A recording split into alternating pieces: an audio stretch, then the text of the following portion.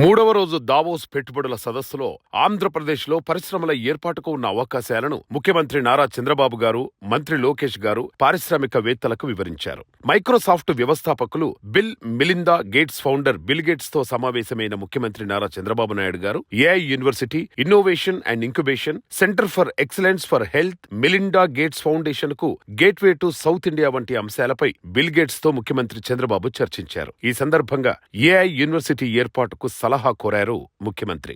Temasek holdings భారత strategic innovative head Ravi లాంబాతో రాష్ట్ర విద్యా, ఐటీ, ఎలక్ట్రానిక్ శాఖల మంత్రి నారా లోకేష్ గారు భేటీ అయ్యారు. శరవేగంగా అభివృద్ధి చెందుతున్న ఆంధ్రప్రదేశ్ లో టెమాసెక్ గ్రూప్ అనుబంధ సంస్థ క్యాపిటల్ ల్యాండ్ ద్వారా ఇండస్ట్రియల్ పార్కులు, డాటా సెంటర్లు పెట్టుబడులు పెట్టి ఇండస్ట్రియల్ క్లస్టర్లలో ఆర్ఈఐటి మోడల్లో మౌలిక సదుపాయాలను అభివృద్ధి చేయాలని కోరారు. Petronas president, group chief executive officer Mohamed Taufik తో మరియు PepsiCo International Beverages CEO Eugene Willemsen తో, పెప్సీ కోఫౌండర్ చైర్మన్ స్టీఫెన్ కేహతో ముఖ్యమంత్రి చంద్రబాబు భేటీ అయ్యారు. ఆంధ్రప్రదేశ్ పారిశ్రామిక పాలసీని రాష్ట్రంలో అందివచ్చే అవకాశాలను ఈ సందర్భంగా తెలియజేశారు. వరల్డ్ ఎకనామిక్ ఫోరం విద్యారంగ గవర్నర్ల సమావేశంలో మంత్రి లోకేష్ గారు మాట్లాడుతూ పరిశ్రమల అవసరాలకు అనుగుణంగా కొత్త ఆవిష్కరణలు జరపాలని తెలియజేశారు. అదేవిధంగా మేక్ ఆల్ ఫర్ ఇండియా ద్వారా నైపుణ్యం కలిగిన యువత తయారవుతారని, దానికోసం ఆంధ్రప్రదేశ్ లో 255 కోట్లతో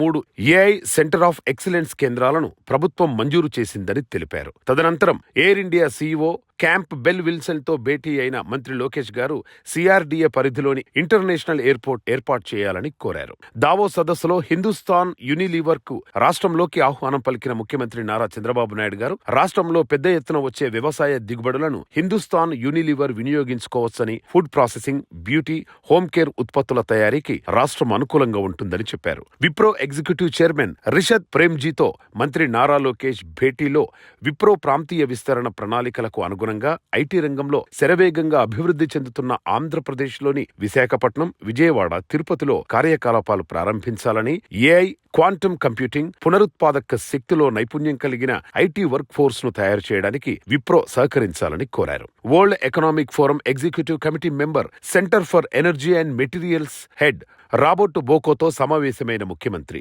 green hydrogen, battery storage, solar manufacturing వంటి రంగాల్లో ఆంధ్రప్రదేశ్ కు గ్లోబల్ కంపెనీల పెట్టుబడులు తరలివచ్చేలా సెన్మెట్ సహకారం అందించాలని కోరారు. Google cloud CEO Thomas Kurian తో ముఖ్యమంత్రి నారా చంద్రబాబు గారు భేటీలో టెక్నాలజీ రంగంలో వస్తోన్న సరికొత్త మార్పుల మీద చర్చించారు. నైపుణ్యం కలిగిన ఆంధ్రప్రదేశ్ యువత వాటిని అందుకోవడానికి సిద్ధంగా ఉందని తెలియజేశారు. ఏపీలో స్మాల్ కంటైనర్ టెర్మినల్ ఏర్పాటు చేయండి అని కోరారు. అలాగే DP వరల్డ్ ప్రతినిధులతో ముఖ్యమంత్రి చంద్రబాబు భేటీ అయ్యారు. ఆంధ్రప్రదేశ్ లో పోర్టులను పరిశీలించాల్సిందిగా సూచించారు.